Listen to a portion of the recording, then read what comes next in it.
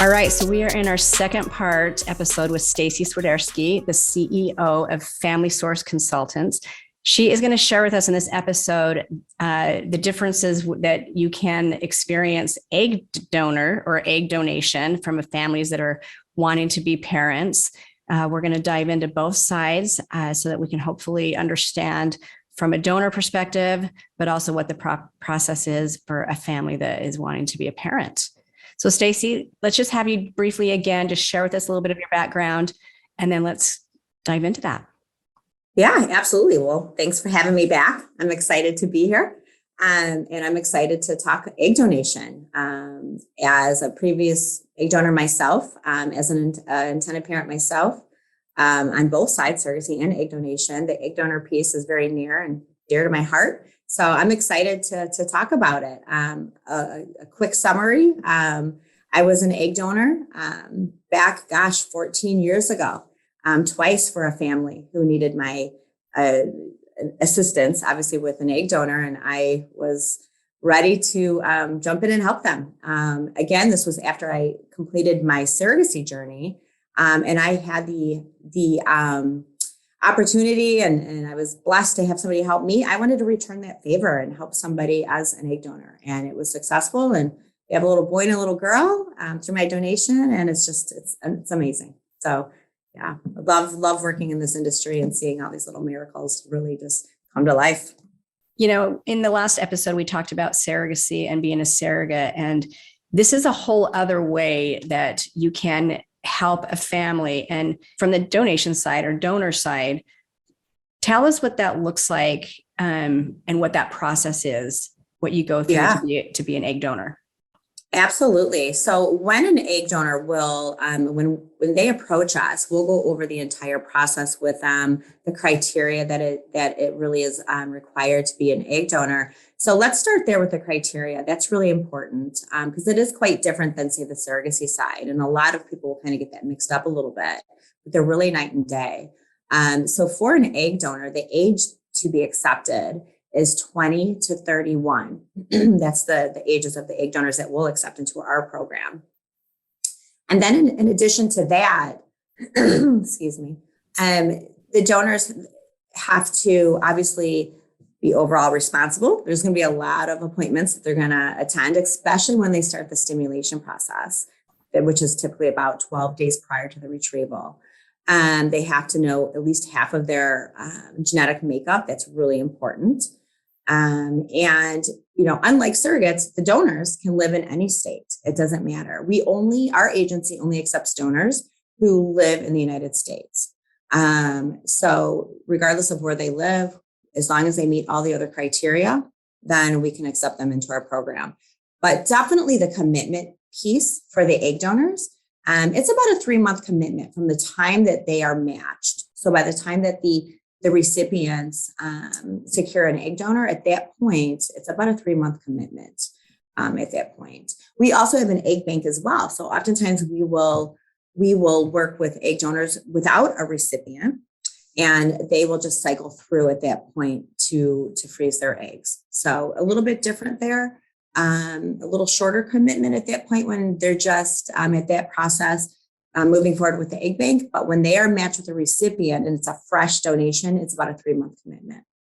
Well, I was going to ask, so kind of a question that if somebody's considering being an egg donor, what is the financial side to that? And also, what is the recovery? Like, I don't know what that looks like at all. Is it painful? Is there a recovery period?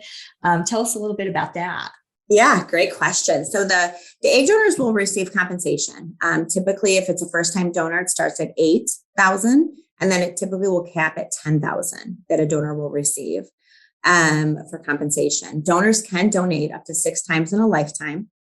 We really follow the ASRM guidelines, American Society of Reproductive Medicine, those guidelines. So that's really important. They can donate back to back. So typically they just have to have 2 menstrual cycles in between the actual egg retrievals themselves. So, and that's pretty common. A lot of times the donors, if they're an experienced proven donor, they're matched quite quickly again. So that's definitely, there's a little downtime, but they can donate pretty quickly right after their retrieval.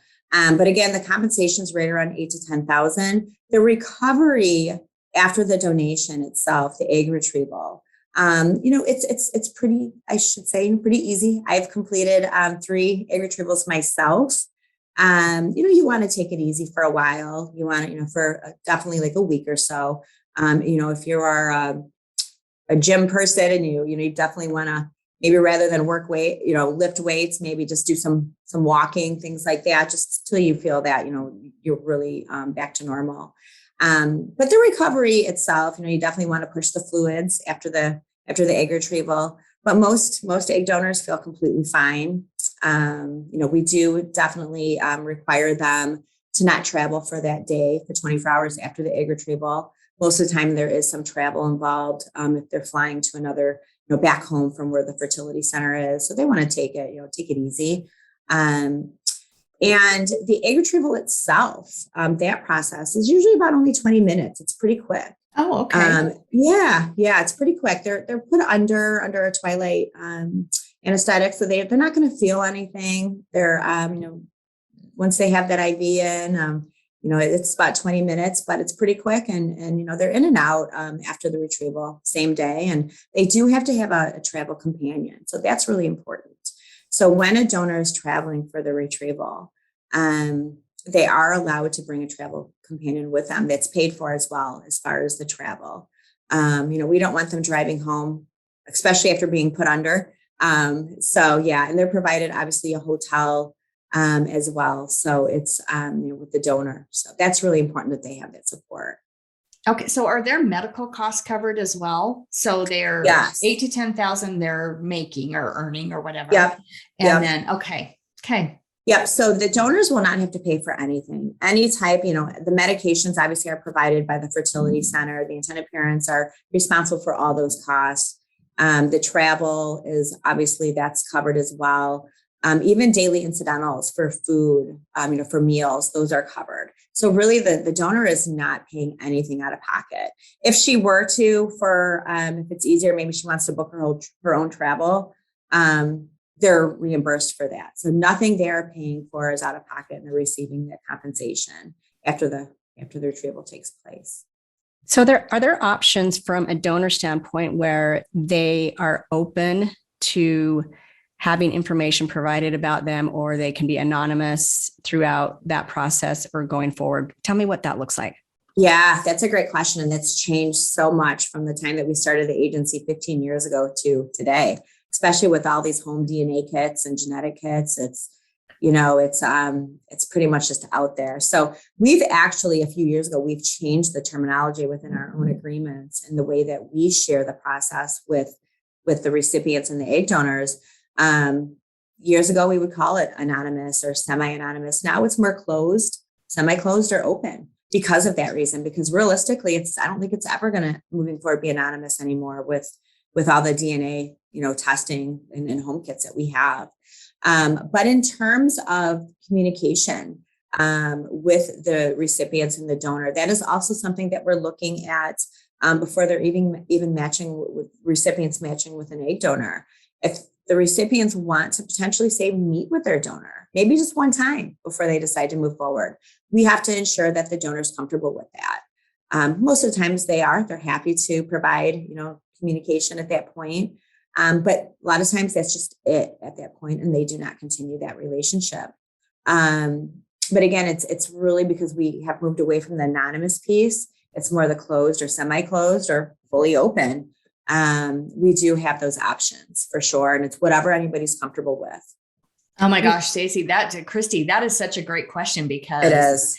I didn't even think about all of that. And we have had so many people since the DNA kits are out, where people are surfacing and people didn't know. And I've never thought about it. We've joked around about this, Christy, well, we know for us women that we don't have a child out there. I mean, we would know, right? Now that is changing. I never really thought about that. Yeah.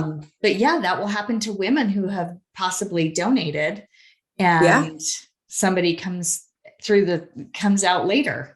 And says, I did a DNA kit and it's showing that you may be right? Okay. Genetic link there, or even maybe their children, because we have to look at the siblings too, where these donors, they have children, down the road of their own, or maybe they already have, children before they decide to be an egg donor, that this potential child may at one day want to connect. And so this has really been a game changer over the years, with even the psychological piece, because again, all egg donors, they have to complete that psychological evaluation prior to becoming an egg donor.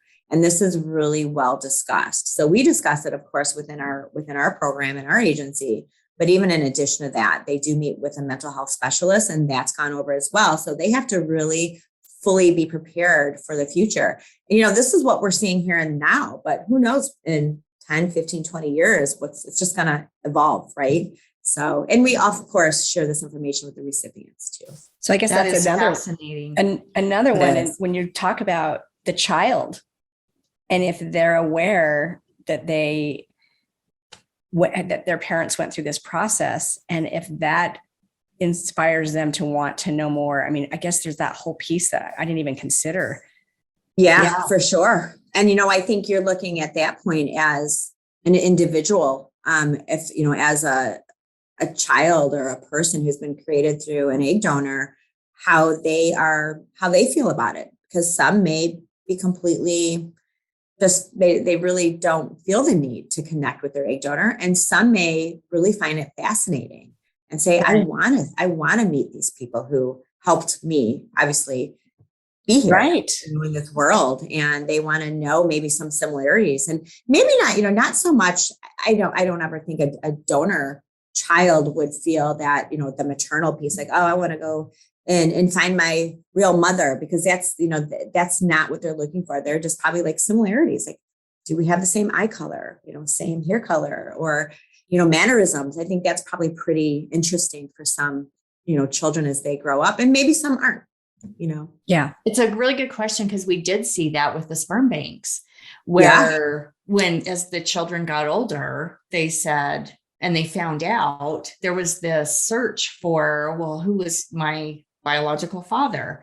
So I find I never really thought about that. So, Staci, with that, there's a genetic profile, I'm sure, on every egg donor, right? And a history. And so that's obviously given to the families that are. Yeah, absolutely. Okay. Yeah. So the egg donor profile will consist of all of her, if she has children, that's linked, obviously her genetic grandparents, parents, that's obviously shared as well as any type of, if there's cancers in their family or any health related, that is definitely obviously disclosed as well.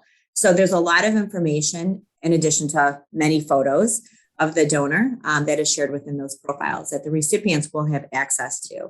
They just don't have access to like her confidential information in terms of where she lives, contact information, things like that. We definitely protect all parties on that end. So like our ratio with surrogacy, talk about the ratio, with our intended families, but then how much, we're looking at with people that are coming forward as donors.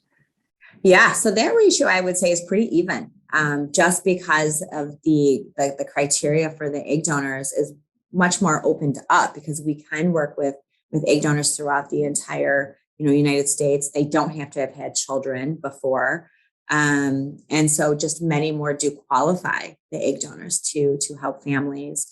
And recipients, same thing. The infertility piece, you're looking at, again, 1 out of every 6.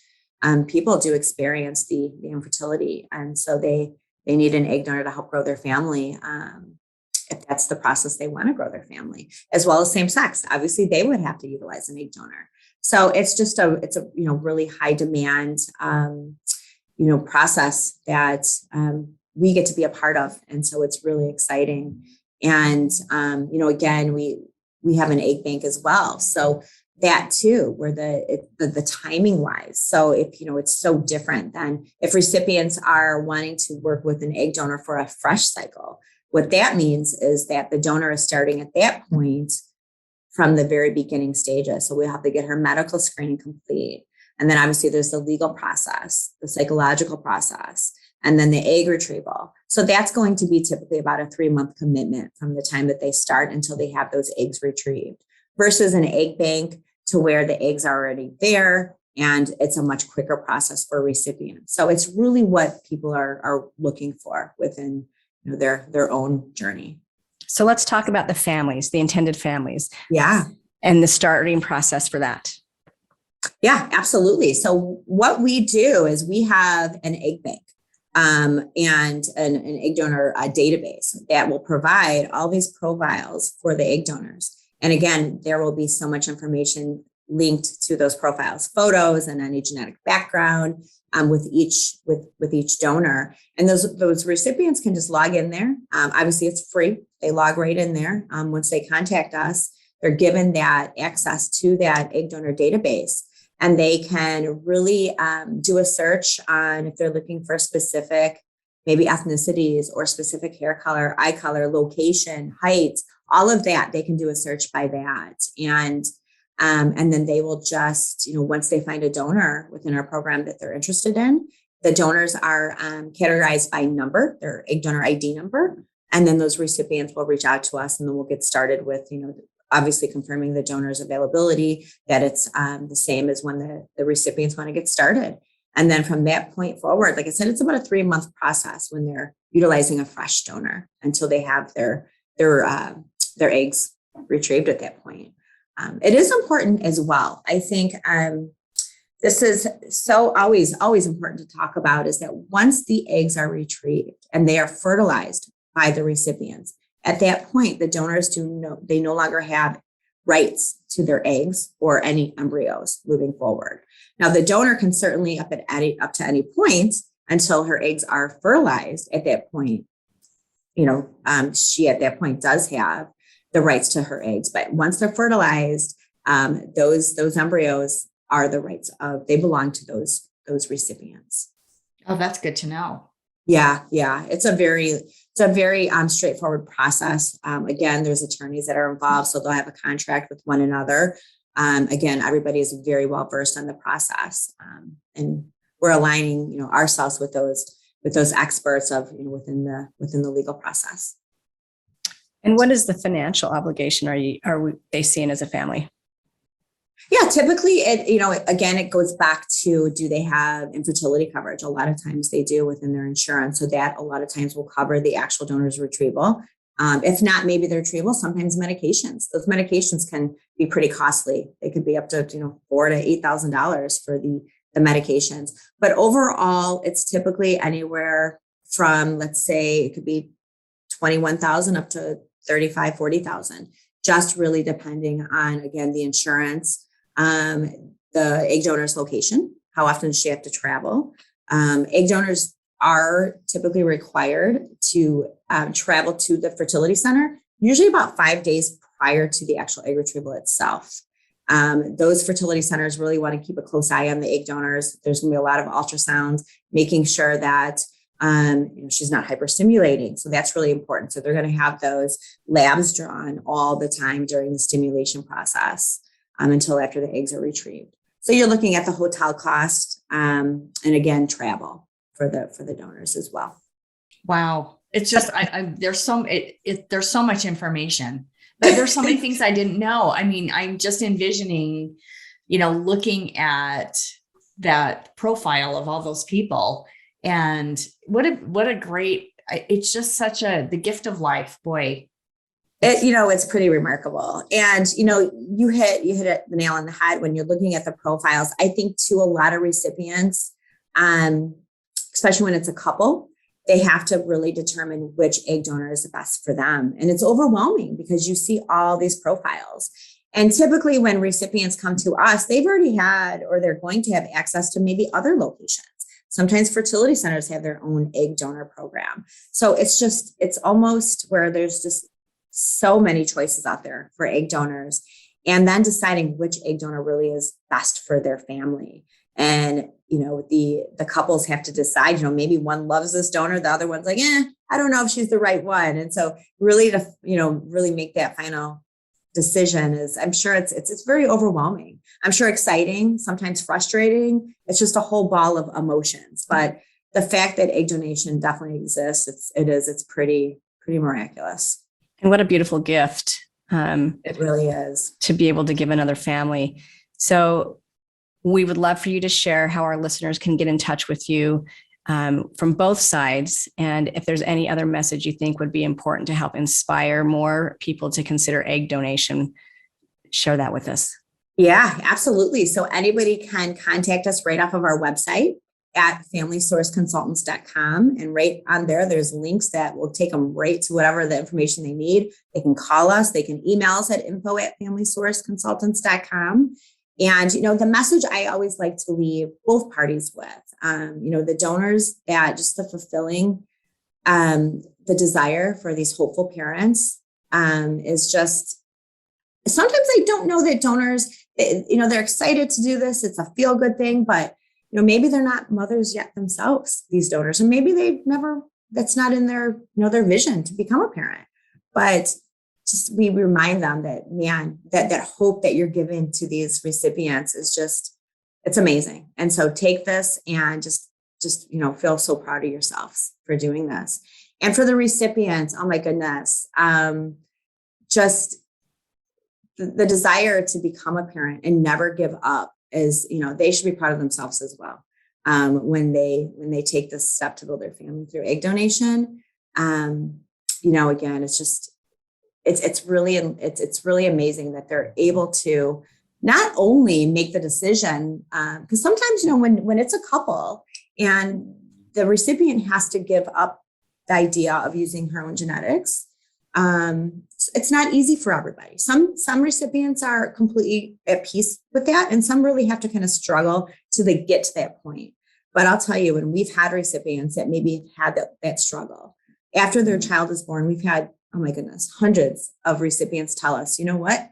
I wouldn't change this baby for the world, even if it was my own genetics. This is my child. It was meant to be my child. And this is just, they're so thankful to these egg donors. So I think, it's such a beautiful, beautiful story that we get to embark on and we get to hear all the time. So, Well, you're doing beautiful work. You are doing such beautiful, miraculous work. So thank you for what you've created and what you're giving back to our communities. Yeah, thank you. Thank you for letting me share it with you, with your team too. I really appreciate that. Thank you. Thank you so much for being with us. And please, to our listeners, check out her website because it's chock full of a ton of information. So thank you so much for being with us, Staci. Yeah, thank you for having me.